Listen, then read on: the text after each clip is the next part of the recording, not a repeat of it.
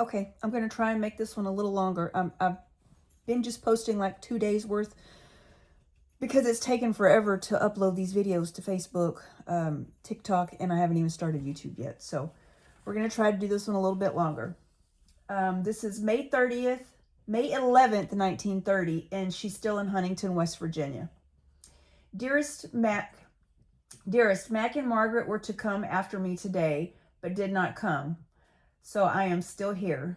Mr. Robson, Cora, and Annie Mary came to see me today. Mr. R spoke so kindly of you, darling, and said if there was anything that he could do for me, to let him know.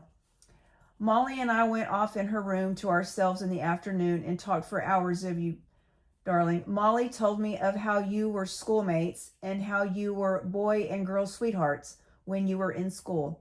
Molly's daughter has such a nice family, and they are living together and seem so happy. Evelyn has 2 daughters and a son, all grown. The son and 1 daughter married.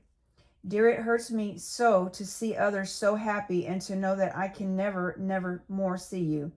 I can hardly stand it, and I sometimes feel like I had rather die if I could than to live.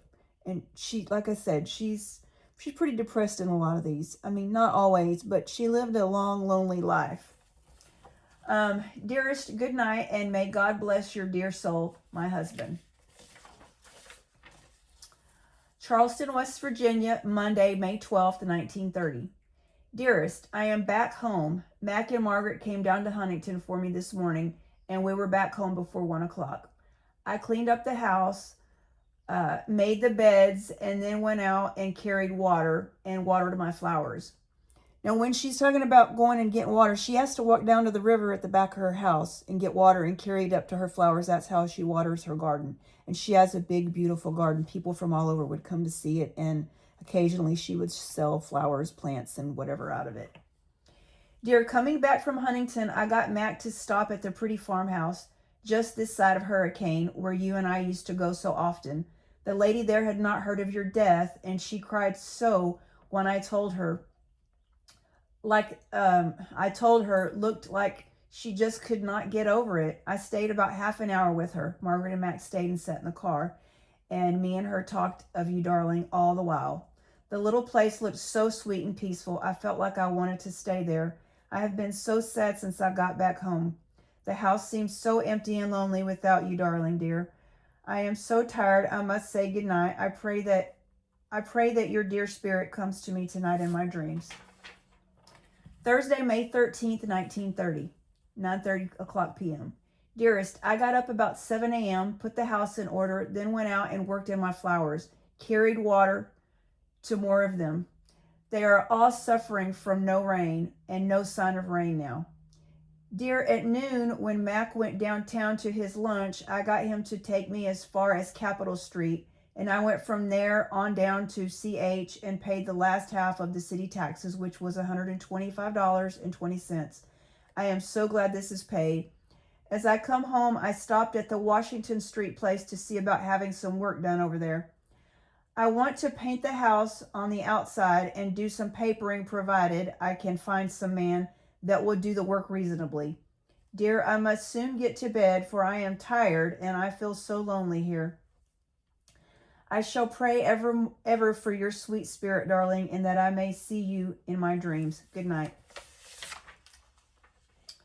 Thursday night, May 15th, 1930, 9 o'clock. Dearest, it rained most all day, and I was so glad, for it was much needed, badly. Margaret came in early this afternoon and is here now.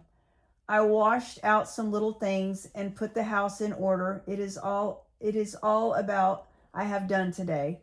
I have felt so worried about you, darling. I have not felt like doing anything. I have felt a little better since Margaret came. Good night, darling, Emery. Friday night, May 16th, 1930. Dearest, I have thought of you so many times since this morning. I mailed a check to Abbott this a.m. for $50, which is the last I owe him. I wrote to Emma this a.m. Emma is her half-sister, but they were raised together. I think of you, dear, and of how prompt you always were to settle your bills. You never wanted them to run over time if you could help it. You taught me many a good lessons, my husband. I went to SC for my rent today. Stopped at the Wash Street house. When I came back, the man had started painting over there, and it looks very well. He came tonight to get some money. I paid him $2. Dear, I am so sad and lonely, but I have to try to keep up and do the best I can. I will kiss your dear picture before I go to bed and ask God to bless your dear spirit. Good night, my Emery. I pray that I will see you in my dreams. Matt came back home today about, I don't know what time, but Friday, May 16th, 1930. Saturday night, May 17th, 1930 at 10 o'clock. Dearest, I am so tired tonight. I helped with the rummage sale until 3 o'clock in the afternoon. Then when I came home, I had the house to straighten up, went away early and had not even made the bed up. Margaret came late into the afternoon, and after supper, Mac took us down to the Morrises at Winfield. It rained all the way down there, but we did not get wet in the car. They seemed so glad to see us, and dear, they always speak so kindly of you and seem to worry about me.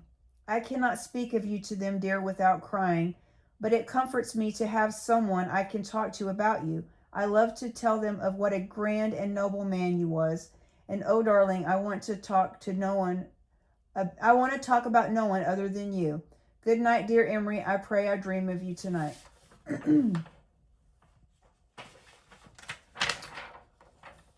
Sunday night, May 18th, 1930 at 10 o'clock. My own dearest, I got up early this morning, and after I had my little breakfast, I put the house in order and then got ready and went to church. Mac took me down to the church as he went downtown with Myrtle Hall. Myrtle Hall invited me to go home with her for dinner. She was driving a lovely new Auburn car. I came home about 3 o'clock, and soon after, Sonny and Margaret came over. Margaret and Mac stayed in the living room, and Margaret played the piano. Sonny and I visited in the room and looked over tax tickets. When Sonny got ready, Mac took him home. Margaret stayed, and when Mac came back, I got him to take us down to the Damrons. I wanted to see how little Emery was doing. He is still a very sick baby, and I am much afraid that he will not get well. He has been very sick for about 3 weeks now, and for several days now, very seriously ill. Dear, I love that little one because he was named for you, and I pray that God will spare his little life. Dearest, I must say good night, and oh, Emery, I do miss you so much. I can hardly live. I pray you come to me in my dreams. And that's it for now.